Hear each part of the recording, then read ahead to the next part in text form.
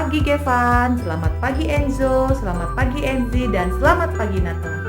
Bagaimana kabarnya teman-teman? Sehat? Puji Tuhan teman-teman. Semoga teman-teman tetap sehat dalam bimbingan Tuhan Yesus.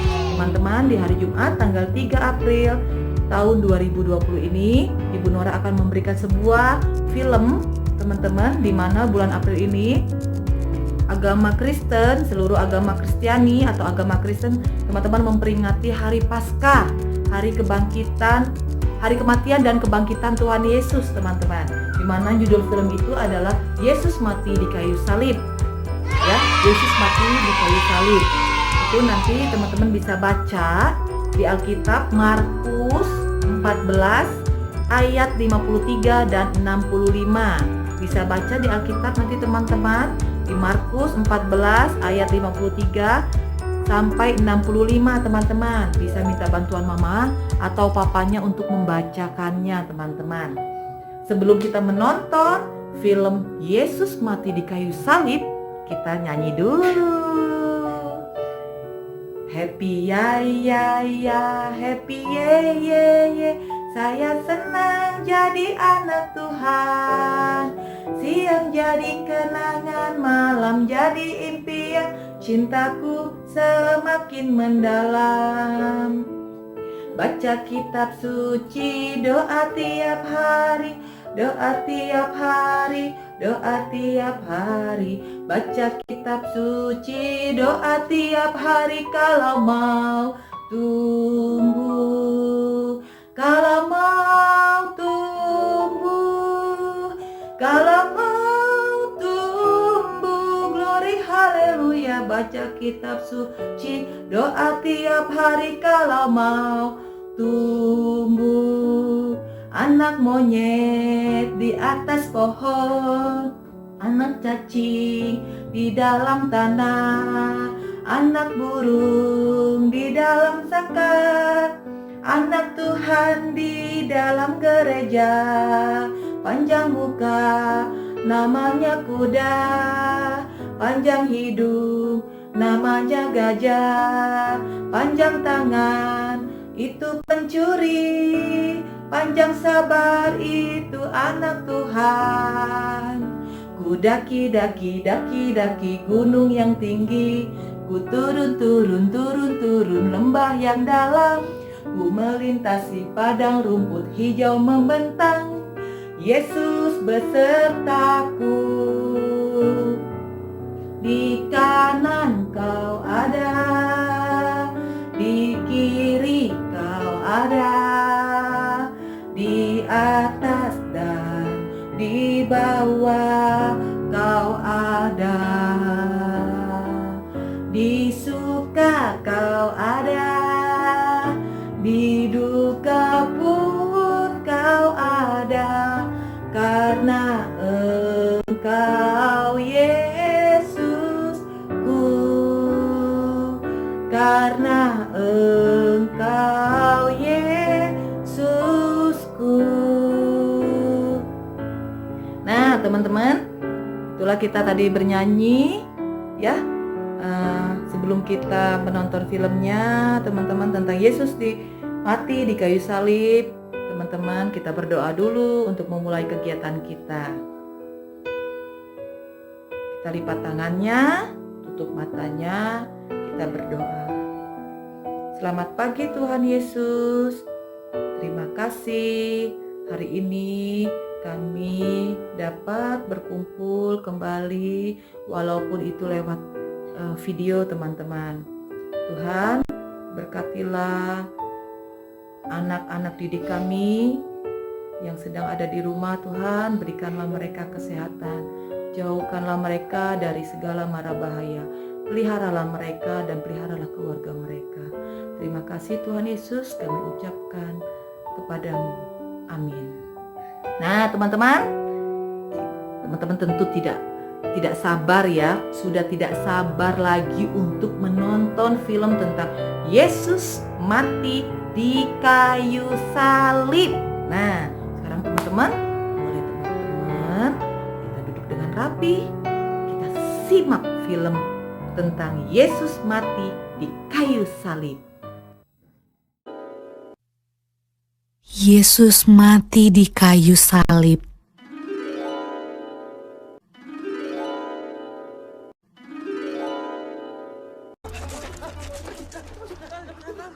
Sesudah mereka menangkap Yesus, kemudian Yesus dibawa menghadap imam besar.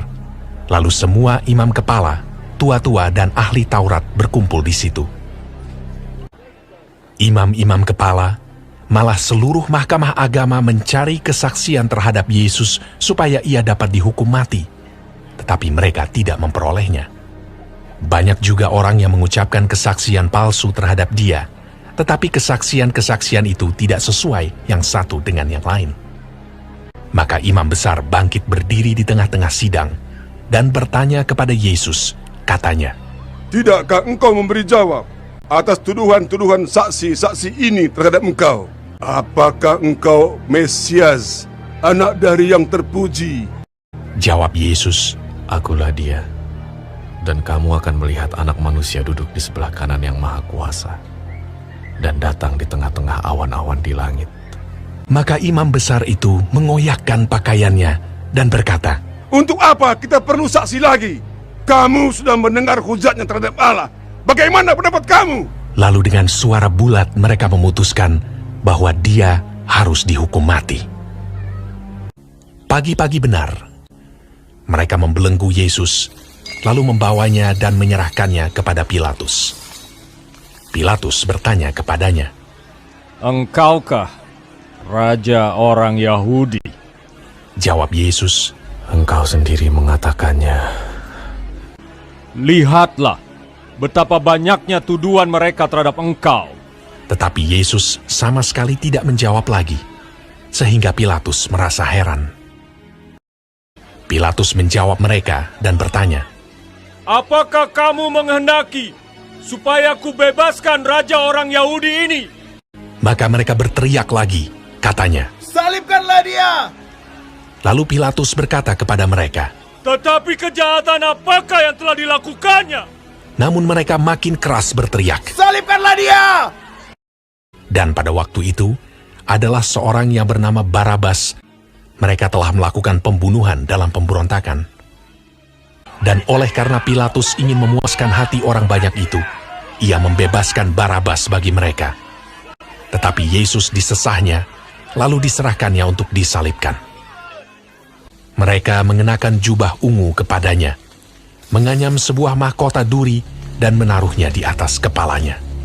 Kemudian mereka mulai memberi hormat kepadanya. Katanya, "Salam, hai Raja orang Yahudi."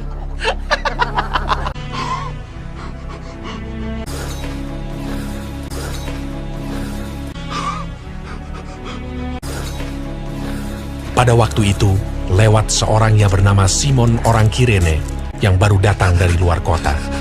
Dan orang itu mereka paksa untuk memikul salib Yesus.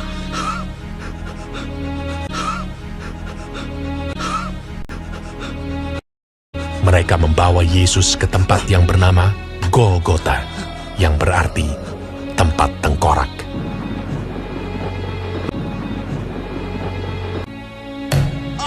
Kemudian mereka menyalibkan dia.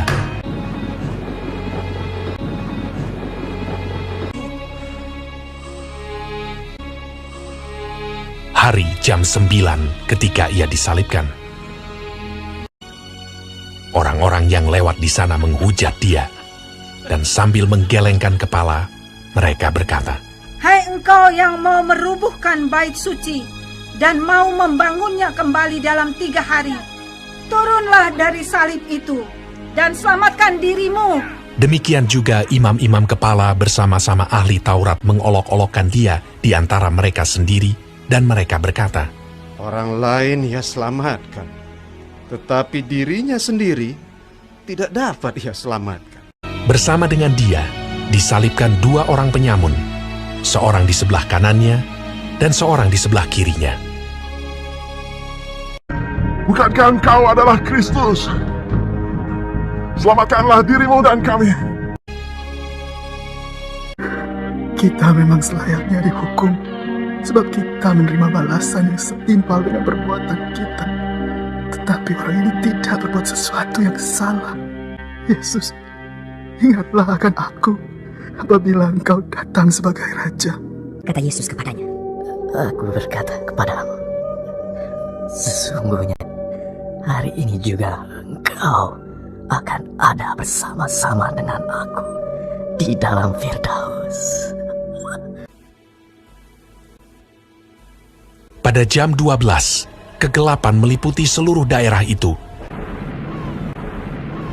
Dan pada jam 3, berserulah Yesus,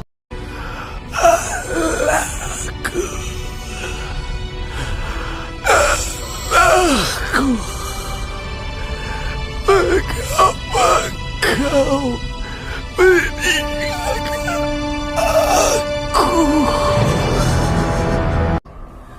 Lalu berserulah Yesus dengan suara nyaring dan menyerahkan nyawanya.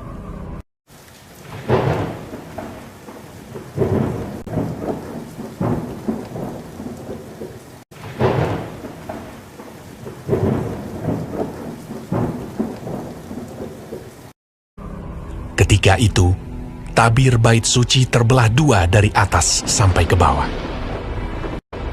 Waktu kepala pasukan yang berdiri berhadapan dengan dia melihat matinya demikian, berkatalah ia, Sungguh, orang ini adalah anak Allah. Yusuf, orang Arimatea, seorang anggota majelis besar yang terkemuka, memberanikan diri menghadap Pilatus dan meminta mayat Yesus. Lalu ia membaringkan dia di dalam kubur yang digali di dalam bukit batu. Kemudian digulingkannya sebuah batu ke pintu kubur itu.